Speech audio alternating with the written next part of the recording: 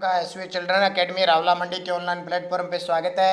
कक्षा 11 और विषय भूगोल की बात करें, पाठ चल रहा है हमारा तीसरा, अपवाह तंत्र चल रहा है, जिसमें हम नदी पढ़ रही है, गंगा नदी पढ़ रही है। कौन सी?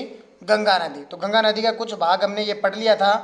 अब यहाँ से देखिए, यहाँ से कुछ हमने पढ़ा था, उसके बाद में रह गया था घाघरा नदी मापचा चुंगो हिमनद से निकलती है। यहाँ से देखिए, पहले पूरा पार्ट पढ़ लेते हैं, उसके बाद में अपने बोर्ड पर पूरा नक्शे के हिसाब से एक बार इसको थोड़ा थोड़ा समझेंगे। एक बार इसे पढ़ लो।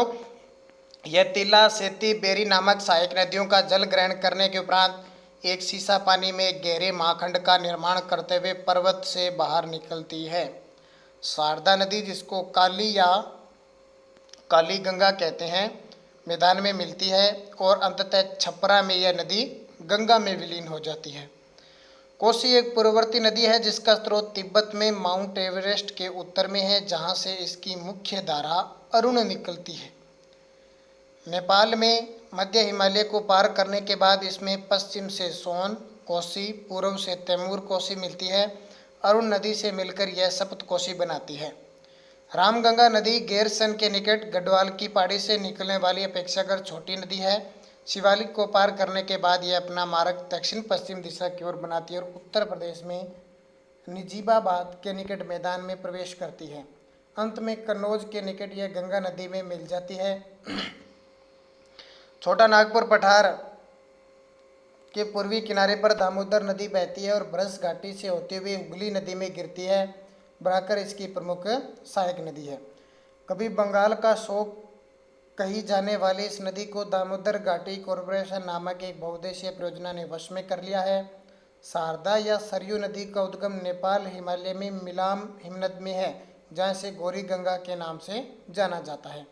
यह भारत नेपाल सीमा के साथ बहती हुई, जहाँ इसे काली या चाइक कहा जाता है, घाघरा नदी में मिल जाती है।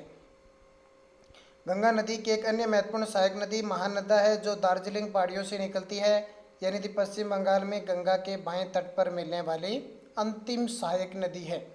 गंगा के दक्षिण तट पर सोन एक बड़ी सहायक नदी है। दक्षिण तट पर जो अमरकंटक पहाड़ से निकलती है, पठार के उत्तरी किनारे पर जलप्रपातों की श्रृंखला बनाती हुई यह नदी पटना से पश्चिमी आरा के पास गंगा में विलीन हो जाती है। अब देखिए, नदी आती है ब्रह्मपुत्र नदी, विश्व की सबसे बड़ी नदियों में से एक। आपसे पूछे भारत की सबसे लंबी नदी गंगा, भारत की सबसे बड़ी नदी यानी चौड़ी नदी ब्रह्मपुत्र।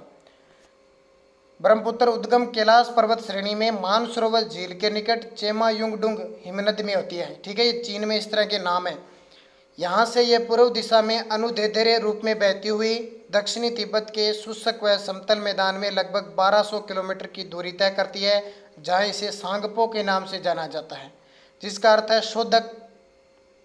तिब्बत के रांगो सांगपो इसके दाहिने तट पर एक प्रमुख सहायक नदी है। मध्य हिमालय में नमचा बरवा के निकट यह गहरे महाखंड का निर्माण करते हुए एक शुद्ध व तेज बहाव वाली नदी के रूप में बाहर निकलती है। हिमालय के गिरिपद में यह सिकंग या दिशंग के नाम से निकलती है। अरुणाचल प्रदेश में सदिया कस्बे के पश्चिम में यह नदी भारत में प्रवेश करती है। दक्षिण पश्चिम दिशा में बहते हुए इसके बाएं तट पर इसकी प्रमुख सहायक नदियां दिबांग या सिकांग और लोहित मिलती है, और इसके बाद यह नदी ब्रह्मपुत्र के नाम से जानी जाती है। असम घाटी में अपनी 750 किलोमीटर की यात्रा में ब्रह्मपुत्र में असंख्यक सहायक नदियां आकर मिलती है। इसके बाएं तट की प्रमुख सहायक नदियां बूढ़ी, दिहिंग और धनसिरी है, जबकि दाएं तट पर मिलने वाली महत्वपूर्ण सहायक नदियों में सुबनसिरी, कामेंग, मानस व संकोस है। सुबनसिरी, जिसका उद्गम तिब्बत में है, एक पूर्ववर्ती नदी है। ब्रह्मपुत्र नदी बंगाल में प्रवेश करती है और फिर दक्षिण दिशा में बहती है। बांग्लादेश में ये जमुना कहलाती है। देखो, इसको बांग्लादेश में जमुना कहते हैं और गंगा को बांग्लादेश में पद्मा कहते हैं। और तिस्ता नदी इसके दाहिने किनारे पर मिलती है, तिस्ता। अंत में नदी पद्मा के साथ मिलकर, पद्मा कौन सी? गंगा के साथ मिलकर बंगाल की खाड़ी में जा गिरती है। ब्रह्मपुत्र नदी बाट मार्ग परिवर्तन तटीय अपर्दन के लिए जानी जाती है। ऐसा इसलिए क्योंकि इसकी अधिकतर जो सहायक नदियां हैं बड़ी है और इनके जल ग्रहण क्षेत्र में भारी वर्षा के कारण इनमें अत्यधिक अवसाद बहकर रहता है। अवसाद का मतलब कंकड़, पत्थर, कचरा वगैरह होता है ना, सब बहकर आ जाता है। ये थी हिमालय से निकलने वाली। अब बात आती है प्रायद्वीपीय प्रायद्वीप का मतलब दक्षिण भारत की जो नदियां हैं ना उसके बारे में चर्चा करेंगे। इधर तो है बंगाल की खाड़ी और इधर है अरब सागर की खाड़ी। जो नदियां अरब सागर में गिरेगी देखो, एक तो नर्मदा गिरेगी, एक ताप्ती गिरेगी यानी तापी, एक माही और एक लूनी, इतनी गिरेगी। ज़्यादा कहाँ से है, इस पश्चिम तट से नदियां निकलती है और बंगाल की खाड़ी में गिरती है। जैसे देखो गोदावरी, कृष्णा, कावेरी, महानदी, दामोदर, ये सारी नदियां बंगाल की खाड़ी में गिरती है, तो उनके बारे में पढ़ेंगे। प्रायद्वीपीय अपवाह तंत्र हिमालय अपवाह तंत्र से क्या है, पुराना है। यह तथ्य नदियों की प्रौढ़ावस्था और नदी घाटियों के चौड़ा व उथला होने से प्रमाणित होता है। पश्चिम तट के समीप पश्चिम घाट, बंगाल की खाड़ी में गिरने वाली प्रायद्वीपीय नदी और अरब सागर में गिरने वाली छोटी नदियों के बीच जल विभाजक का कार्य करता है। नर्मदा और ताप्ती को छोड़कर अधिकतर प्रायद्वीपीय नदियां पश्चिम से पूर्व की ओर बहती है। प्रायद्वीप के उत्तर भाग में निकलने वाली चंबल, सिंध, बेतवा, केन व सोन नदियां गंगा नदी तंत्र का अंग है। प्रायद्वीप के अन्य प्रमुख नदी तंत्र महानदी, गोदावरी, कृष्णा, कावेरी, ये बंगाल की खाड़ी में जाकर गिरती है। प्रायद्वीपीय नदियों की विशेषता है कि ये एक सुनिश्चित मार्ग पर चलती है, विसर्प नहीं बनाती और ये बारहमासी नहीं। यद्यपि भ्रंश घाटियों में बहने वाली नर्मदा और तापी इसका अपवाद है। प्रायद्वीपीय भारत का अपवाह तंत्र का विकास। अति प्राचीन काल की 3 प्रमुख भूगर्भिक घटनाओं ने आज के प्रायद्वीपीय भारत के अपवाह तंत्र को स्वरूप प्रदान किया है। आरंभिक टरेसरी काल के दौरान प्रायद्वीप के पश्चिम पार्श्व का अवतरण या धसाव, जिसे समुद्र तल से नीचे चला गया, जिसे मूल जल संभर के दोनों ओर नदी की सामान्यतः सममित योजना में गड़बड़ी हो गई। हिमालय में होने वाले प्रोत्थान के कारण प्रायद्वीपीय खंड के उत्तरी भाग का उत्तोलन हुआ और परिणाम स्वरूप भ्रष्ट द्रोणियों का निर्माण हुआ। नर्मदा, तापी इनकी भ्रंश घाटियों में बह रही है और अपरदन पदार्थ से मूल दरारों में भर रही है, इसलिए नदियों में जलोढ़ व डेल्टा निक्षेप की कमी पाई जाती है। इसी काल में प्रायद्वीप खंड उत्तर पश्चिम दिशा से दक्षिण पूर्व दिशा में झुक गया। परिणाम स्वरूप इसका प्रभाव बंगाल की खाड़ी की ओर उन्मुख हो गया। प्रायद्वीपीय नदी तंत्र। प्रायद्वीपीय उपमहा में अनेक नदी तंत्र है। प्रमुख प्रायद्वीपीय नदी तंत्रों का संक्षिप्त विवरण इस प्रकार है।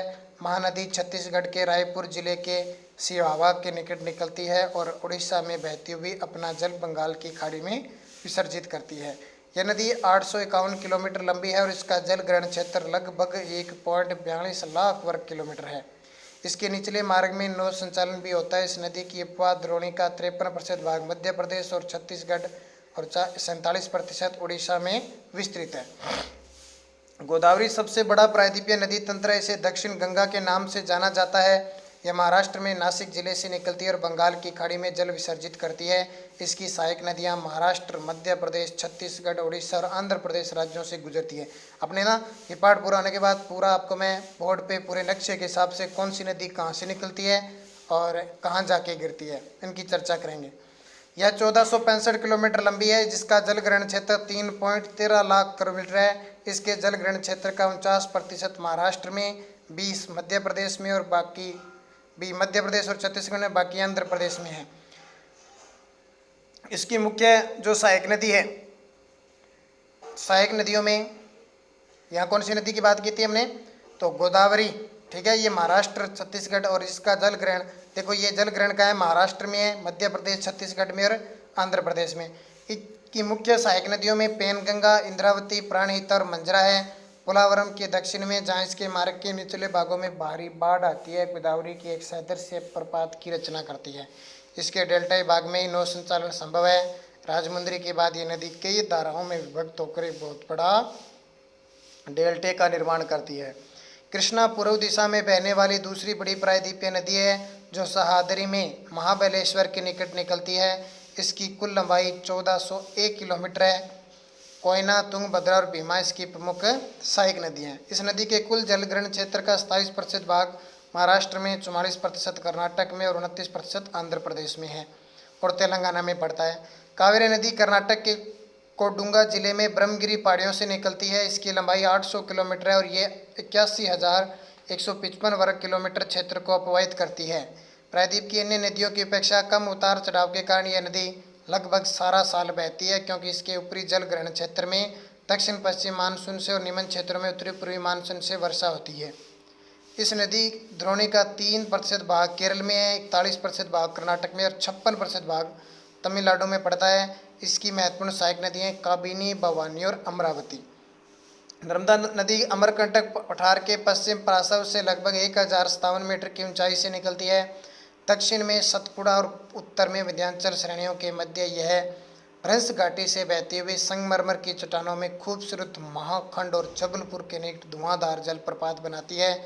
लगभग 1312 किलोमीटर दूरी तक बहने के बाद यह बड़ौच के दक्षिण में अरब सागर में मिलती है और 27 किलोमीटर लंबा जवार नद मुख बनाती है। सरदार सरोवर परियोजना इसी नदी पर बनाई गई है। तो हम कल अगले वीडियो में पढ़ेंगे ताप्ती नदी और उसके बारे में कुछ और नई चीज़ें जो है उसके बारे में चर्चा करेंगे।